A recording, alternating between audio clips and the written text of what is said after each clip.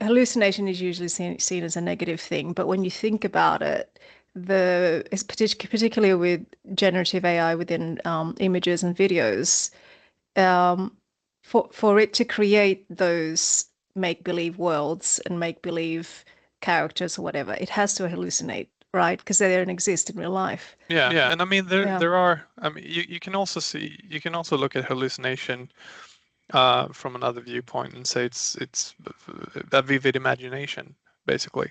Sure. But when it comes to the normal use case of answering questions, then you want it to be based on facts. Now, there's another thing when it comes to these models that generates videos and generates images, because also then you want a vivid imagination based on what you're trying to generate. So there are exceptions. If you want to generate, historically accurate information, then it should be based on truth and not vivid imagination. But there are use cases where you want vivid imagination to build fantasy worlds and stuff like that. So I mean, there are pros and cons to everything. Yeah.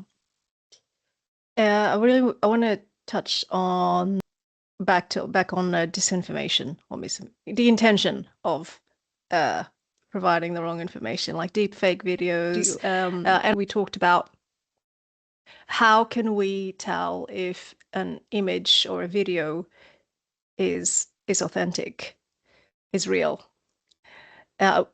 What's your thoughts on that? Well, I mean, right now they have services that can allegedly sort of pinpoint areas especially within video, but within imagery and things that you say, okay, this is the probability of this being AI generated is whatever, 87%, and it kind of gives you the reason why. But I think as the AI gets better, that's going to get impossible to sort of discern. So my thing, and it's been talked about, I guess I've sort of talked about it for a few years, but I know a lot of people have been talking about it for probably a lot longer, is using the blockchain for verification. So if you verify the input coming in, then the output is secure, right? And it's so it's not about trying to chase the tail, so to speak, of staying one step ahead of the deep fakes by having better and better detection, but it's basically starts at the source. And the only way to right now that we know of to make that sort of immutable and secure is through blockchain technology. So